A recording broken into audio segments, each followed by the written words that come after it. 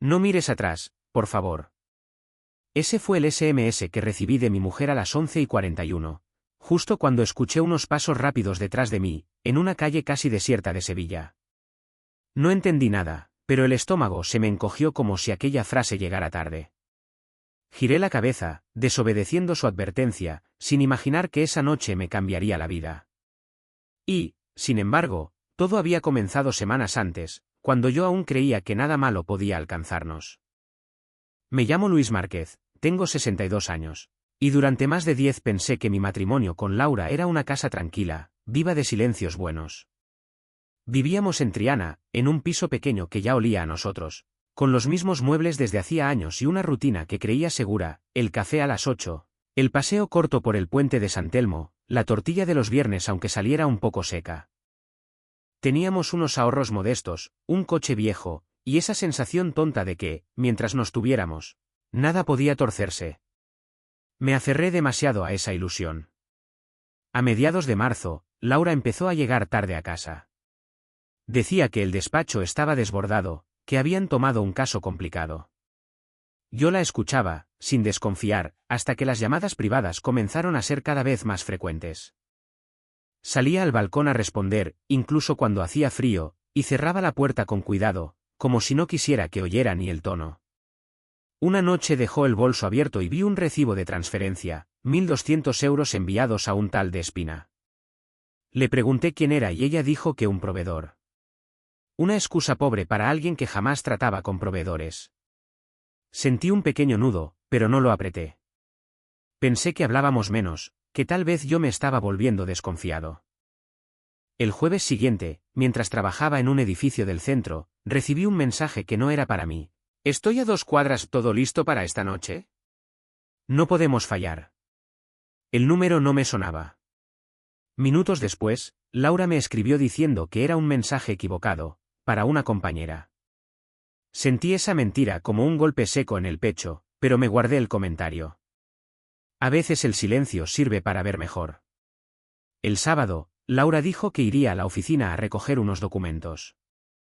No la creí del todo y la seguí con el coche. La vi entrar en un garaje privado en Los Remedios, un sitio donde no teníamos ninguna razón para estar.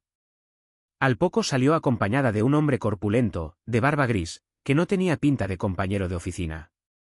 Se subieron a una furgoneta blanca. Aquello me dejó helado, no parecía una aventura, parecía algo mucho más oscuro.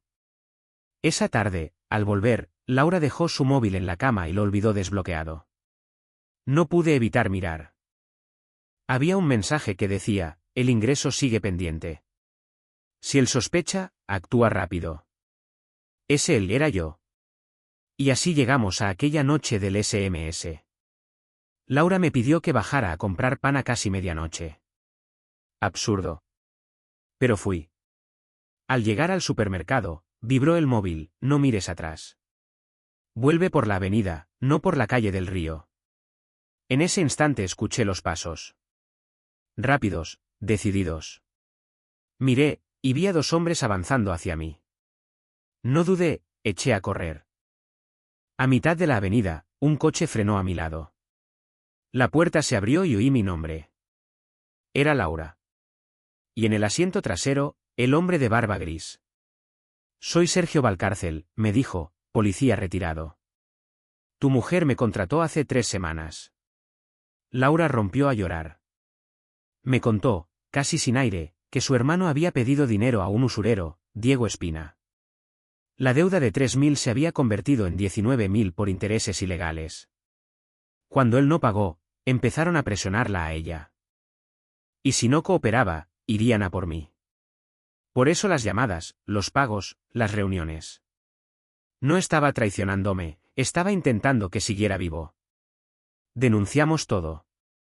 La policía desmontó parte de la red y detuvieron a varios de los que me siguieron aquella noche. La deuda quedó anulada al demostrarse extorsión.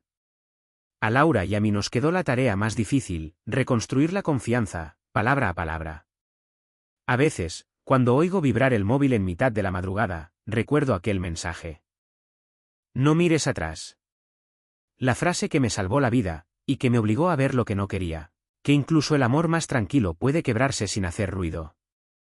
Y aún así, hoy, sentado frente a mi café, miro por la ventana y siento una calma nueva, discreta, como si por fin la casa volviera a ser hogar. Cuando todo pasó, cuando la denuncia ya estaba puesta y los agentes se llevaron a Diego Espina esposado, pensé que la tranquilidad volvería sola, como quien abre la ventana después de una tormenta y espera aire limpio. Pero la calma no llega por decreto. Durante días, Laura y yo convivimos en la misma casa con un silencio espeso, como si cada pared guardara una pregunta que ninguno se atrevía a formular. Yo la miraba hacer café por las mañanas y notaba en sus manos un temblor leve, casi imperceptible, que delataba noches enteras sin dormir. Y, aún así, no era ella quien desconfiaba. Era yo. Me sorprendí revisando mentalmente cada gesto suyo, cada ausencia reciente, cada frase que en su momento pasé por alto. No buscaba más mentiras, pero mi cabeza insistía en comprobar si todo lo que había roto seguía teniendo arreglo. Un día, mientras ordenaba el cajón donde guardo facturas antiguas, encontré el recibo de aquella primera transferencia a De Espina. Lo sostuve unos segundos, sin rabia ya, solo con una especie de cansancio profundo. Pensé en cómo un papel tan pequeño pudo abrir una grieta tan grande. Laura se acercó despacio, como si temiera mi reacción. ¿Quieres que lo tire?, me preguntó. Moví la cabeza. No, dije. Déjalo. Es mejor recordar lo que casi perdemos. Ella bajó la mirada, pero vi que respiraba algo más tranquila. Pasaron las semanas y tuve que volver a salir para declarar. No me gustan los juzgados, siempre huelen a espera larga. Allí me encontré con Sergio Valcárcel, el policía retirado. Me dio una palmada en el hombro y me dijo que aquello no iba a quedar en nada, que Espina había extorsionado a más gente y que el caso estaba siendo fuerte. Le di las gracias sin saber muy bien cómo agradecer a un desconocido el habernos salvado del desastre. Sergio me miró con seriedad y soltó una frase que aún llevo clavada. A veces uno no sospecha del peligro porque confía demasiado en la rutina. Sentí que hablaba de mí. Al volver a casa, Laura estaba en el balcón, mirando al río. Me acerqué sin hacer ruido. Lo siento, dijo antes de que yo abriera la boca. No se refería a la deuda ni a las mentiras por obligación, se refería al miedo que me había dejado grabado en el cuerpo. Y por primera vez desde aquella noche, la abracé sin reservas. No para perdonarla, porque no había nada que perdonar, sino para recordarnos que seguíamos estando los dos, a pesar de todo. Desde entonces, he aprendido a escuchar los detalles pequeños, un cambio en el tono, un gesto que antes no habría notado. No por desconfianza, sino porque la vida me ha enseñado que lo que importa rara vez llega con estruendo, suele llegar en silencio, como esa advertencia que una noche salvó mi vida. Y ahora, cada vez que cierro la ventana antes de acostarme, siento que, poco a poco, la casa vuelve a respirar con nosotros. Los meses siguientes fueron como caminar sobre un suelo recién reparado, firme, pero aún con el miedo de que pudiera hundirse otra vez. Laura y yo retomamos hábitos sencillos, casi como si estuviéramos aprendiendo a convivir de nuevo. Sin embargo, cada noche, cuando apagábamos las luces, quedaba ese segundo de silencio en el que yo escuchaba su respiración y me preguntaba si de verdad había pasado todo, o si aún quedaba alguna sombra por aparecer. No era desconfianza, no del todo, era la cicatriz que deja el susto cuando uno ha estado demasiado cerca del peligro sin saberlo. Un día me llamó Sergio Valcárcel. Su voz sonaba más cansada que la primera vez.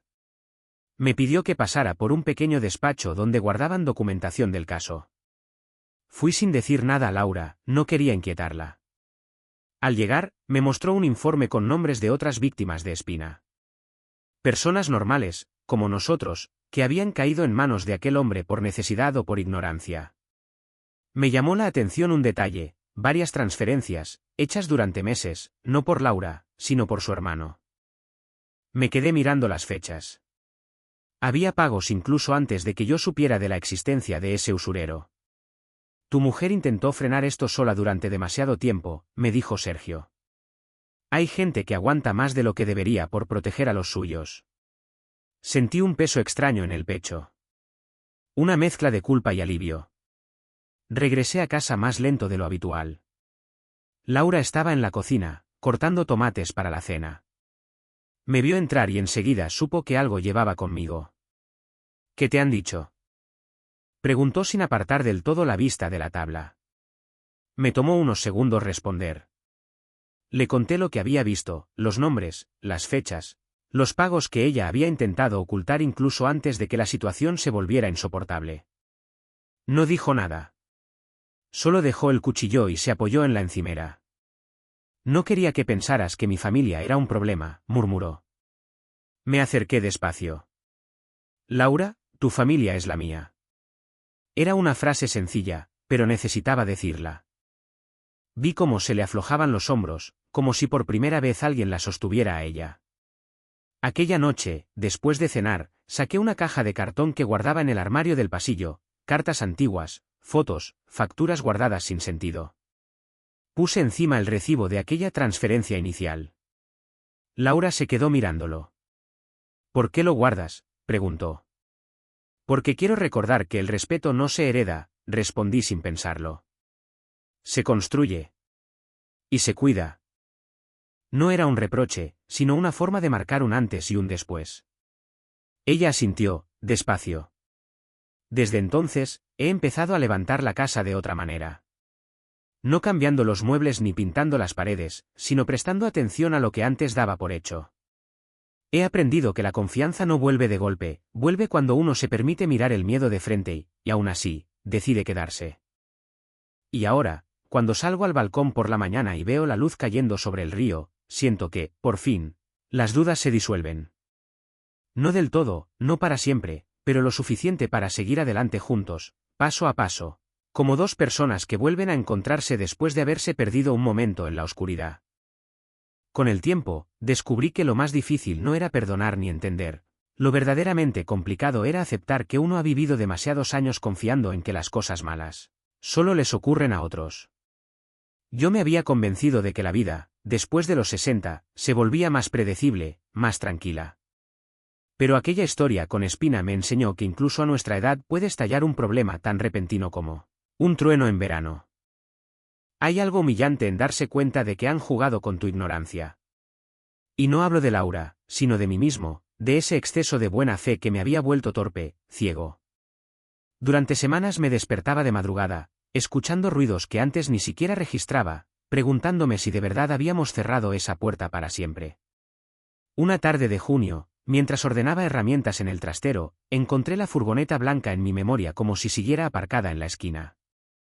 Aquel recuerdo aún me tensaba la espalda.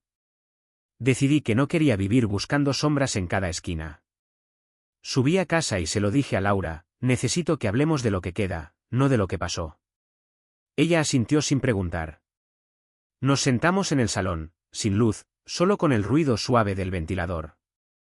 Le dije que me costaba volver a ser el hombre tranquilo que ella conocía, que sentía una especie de torpeza emocional, como si mis manos ya no supieran sostener la vida como antes. Laura me escuchó sin interrumpirme, con esa paciencia suya que siempre dio por sentada. Yo también tengo miedo, Luis, confesó. No lo esperaba. Pensé que te había perdido, dijo. Pensé que si te contaba la verdad, te marcharías. Y ahí comprendí que no era yo el único que reconstruía algo. Un día fuimos juntos a recoger las últimas copias del informe policial. Recuerdo que, al salir, nos quedamos un rato frente al río, viendo cómo la corriente arrastraba hojas secas. No hablamos. No hacía falta. Sentí, por primera vez desde aquel abril, que el peligro ya no nos miraba desde ninguna parte. Era como si hubiéramos cruzado un puente invisible, un tramo de nosotros que no aparece en ninguna foto, pero del que depende todo. Las noches empezaron a ser más ligeras. Laura volvió a dormirse apoyada en mi brazo, como hacía años, y yo dejé de revisar 2 veces la puerta de casa. No fue una decisión consciente, simplemente, un día, no lo hice. Y cuando me di cuenta de ello, sonreí en la oscuridad. Aquello fue mi señal. Ahora, cada mañana, abro las ventanas antes que ella. Dejo que entre el aire fresco y se pose sobre los muebles, sobre la mesa donde aún queda una taza sin recoger. Me quedo unos segundos mirando la calle, sin prisa. Y pienso que, a pesar de todo, seguimos aquí, los dos, más gastados quizá, pero enteros. La vida, incluso cuando aprieta, siempre deja un resquicio por donde vuelve la luz. Y yo, A mis 62 años, he aprendido a reconocerla cuando llega. No hace ruido. No da explicaciones. Simplemente se posa, como una mañana clara después de una noche demasiado larga. A finales de ese verano, cuando ya parecía que todo había encontrado su sitio, recibí una llamada del juzgado. Era para informarme de que la sentencia definitiva contra Espina quedaba firme. No tendríamos que volver a declarar ni a entregar más documentos. Colgué despacio, sin alegría, solo con un alivio hondo, como quien por fin cierra una puerta que llevaba meses entreabierta. Se lo conté a Laura mientras preparábamos la cena. Ella soltó un suspiro que parecía llevar dentro todas las noches en vela que nunca quiso nombrar. Entonces se acabó, dijo. Pero yo sabía que lo que se había acabado no era el miedo, sino la época en la que vivíamos sin darnos cuenta de lo frágil que era todo. Con los días, empecé a notar que dentro de mí se movía algo parecido a la gratitud. No por lo vivido, que ojalá nunca hubiera ocurrido, sino por la forma en que habíamos logrado sostenernos pese a la grieta. A mi edad, uno aprende que las historias que merecen quedarse no son las perfectas, sino las que resisten. Y nosotros, a pesar del susto, de la desconfianza, de la amenaza, habíamos resistido.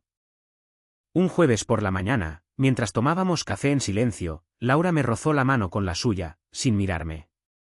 Ese gesto, tan discreto, me hizo entender que ya no estábamos caminando sobre un suelo frágil. Habíamos vuelto a encontrarnos. No obstante, aún quedaba una sombra que yo no sabía cómo enfrentar, su hermano. No le guardaba rencor, pero sí una distancia que no sabía cerrar. Un día, sin avisar, llamó al timbre. Laura se quedó quieta. ¿Quieres que abra yo?, pregunté. Ella negó con la cabeza. Fui yo. En cuanto lo vi, entendí que venía roto por dentro. Había adelgazado, llevaba las manos entrelazadas, como quien espera una sentencia. Solo quería darte las gracias, dijo, sin levantar del todo la vista. Y perdón. Sé que mi error casi, no terminó la frase. Yo asentí. No había nada más que decir. Le ofrecí pasar, pero no lo hizo. Se marchó con la misma humildad con la que había llamado. Cerré la puerta y sentí que algo dentro de mí, que llevaba demasiado tiempo tenso, por fin cedía. Esa noche, Laura me miró con una mezcla de sorpresa y alivio. No tenías por qué ser tan amable, murmuró. Me encogí de hombros. El rencor solo alimenta lo que ya no existe, dije. Y era verdad. A nuestra edad, guardar odio es como cargar piedras en los bolsillos, al final, te hundes tú solo. Poco a poco volvimos a la normalidad. Una normalidad nueva, más atenta, más consciente. Empezamos a caminar cada tarde al caer el sol, sin rumbo fijo. A veces hablábamos, a veces no. Había paseos en los que solo escuchábamos el sonido del río y el eco lejano de las campanas.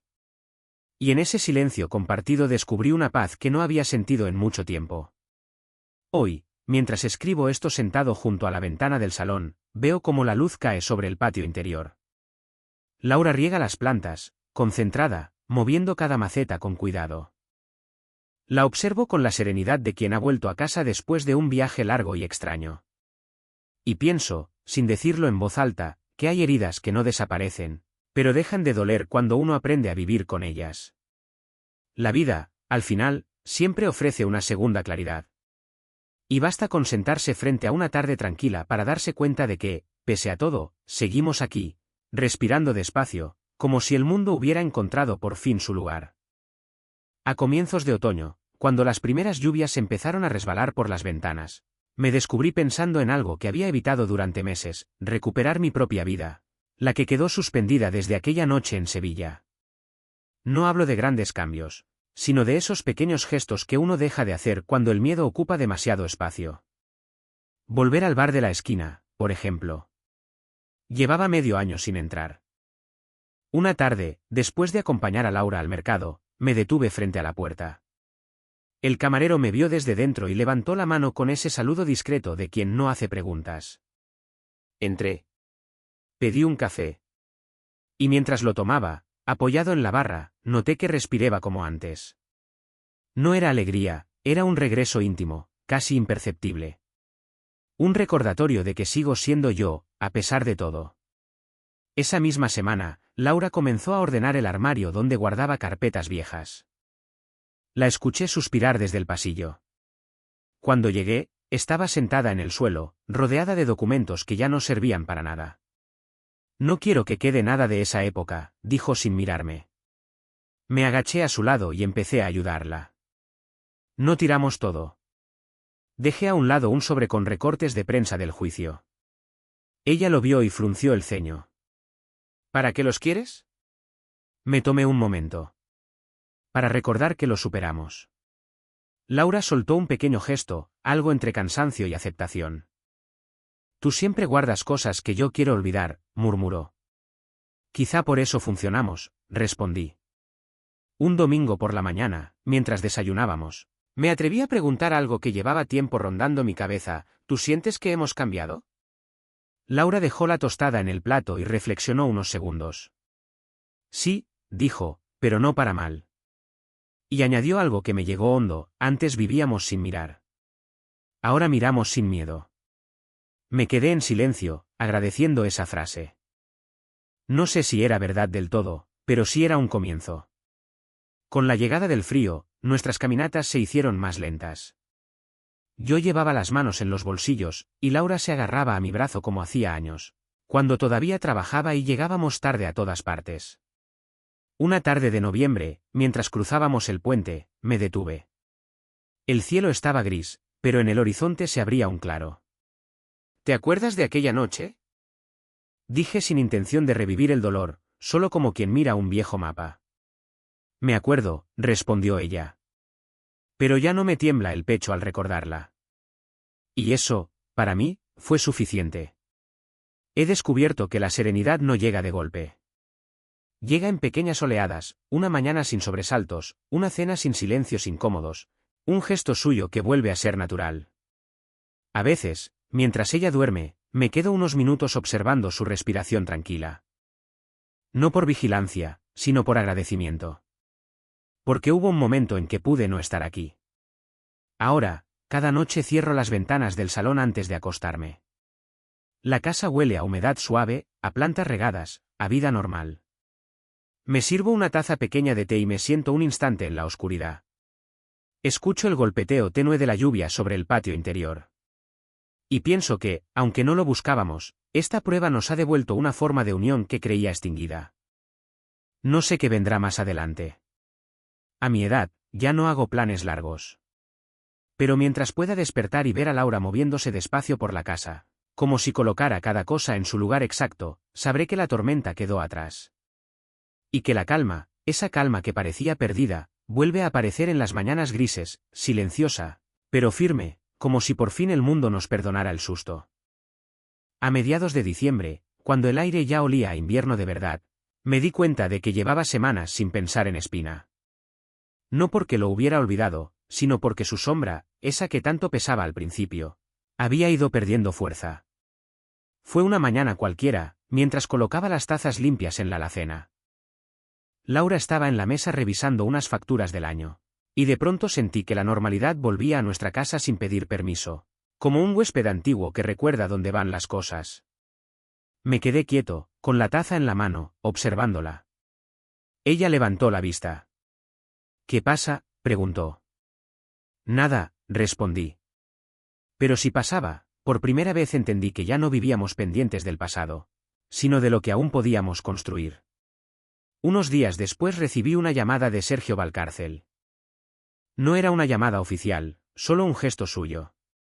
Me preguntó cómo estábamos y me dijo que el proceso contra Espina había ayudado a otras familias a salir de situaciones parecidas. Lo vuestro no fue en vano, añadió.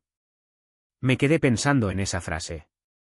Durante meses había sentido que aquella historia solo nos había dejado heridas, pero quizá, sin saberlo, también había servido para algo más grande. Le agradecí su mensaje y colgué despacio. Laura, que estaba doblando ropa en el dormitorio, me oyó hablar y me llamó. ¿Era Sergio? Asentí. Dice que ayudamos sin querer.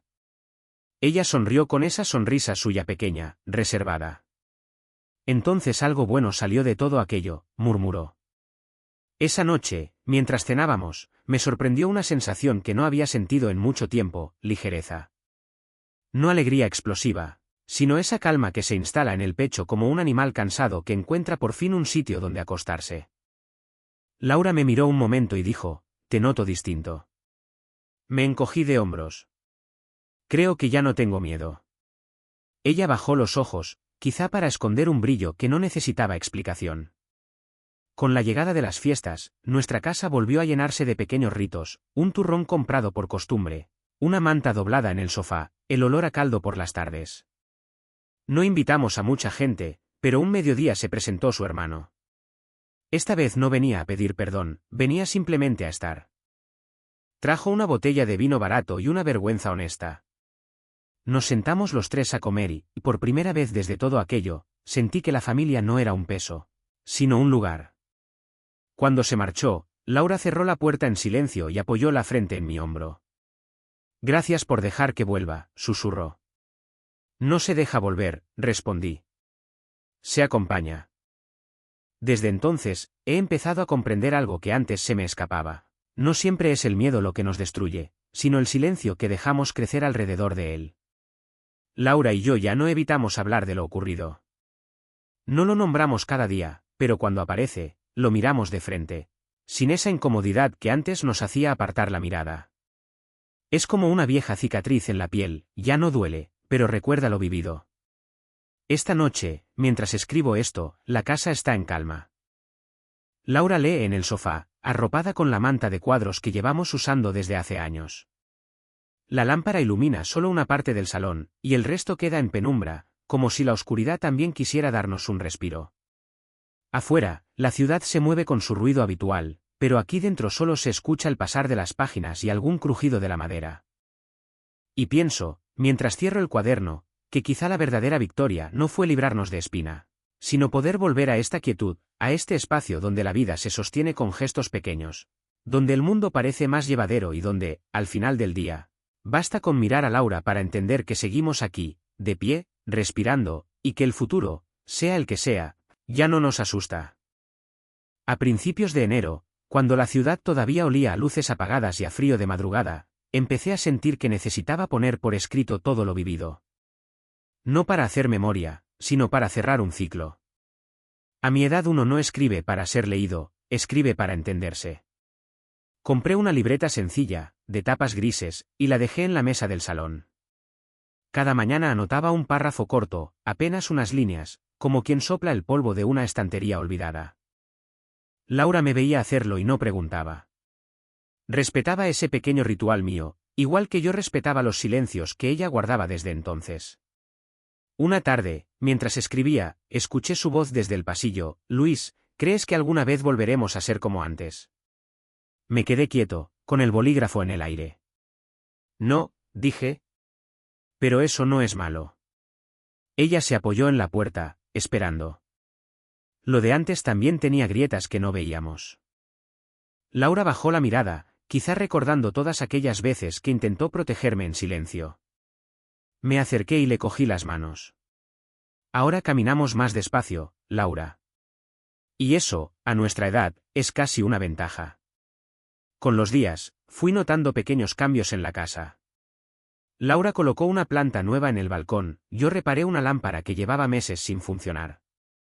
No eran grandes gestos, pero tenían un significado profundo. La vida volvía a organizarse sola, sin necesidad de defenderse del pasado.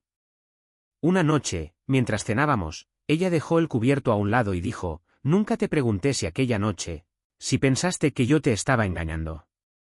Su voz no tenía reproche, solo una curiosidad tranquila. Respiré hondo. Lo pensé, sí. Pero el pensamiento duró poco. Eras tú, y preferí observar antes que acusar. Laura asintió, despacio, como quien agradece un gesto silencioso que llega tarde, pero llega. A finales de mes, recibimos una carta del juzgado notificando el cierre definitivo del caso. Ningún cabo suelto, ningún trámite pendiente. Cuando la guardé en un cajón, sentí algo que no había sentido en un año entero: final. Un final limpio, sin ruido. Esa misma tarde salimos a caminar hasta el río. Hacía un frío que calaba en los huesos, Pero la luz era limpia, casi amable. Laura se enganchó a mi brazo. ¿En qué piensas?, me preguntó. Me quedé mirando el agua. ¿En qué seguimos aquí?, respondí. Era una frase sencilla, pero contenía todo lo que quería decir. Aquella noche, mientras ella dormía, me quedé sentado en el borde de la cama. Escuché su respiración suave, regular. Pensé en la furgoneta blanca, en los pasos detrás de mí, en el mensaje que aún guardo en el teléfono. Pensé en cómo una sola frase puede abrir una grieta o salvar una vida. Y entendí, por primera vez sin miedo, que la historia no fue una amenaza, fue un aviso. Un recordatorio de que nada está garantizado, que incluso el amor más estable necesita ser mirado de vez en cuando, como se mira una planta para comprobar si aún tiene agua. Ahora, cuando cierro las persianas antes de acostarme, siento que la casa respira conmigo. No es la misma de antes, pero quizá es mejor. Tiene cicatrices, como nosotros, pero ninguna duele ya. Y en esa quietud nocturna, cuando la ciudad se apaga y queda solo el rumor lejano del viento, me doy cuenta de que la verdadera calma no es volver atrás, sino aprender a vivir después de la tormenta, con la serenidad de quien sabe que, al final, lo que importa permanece.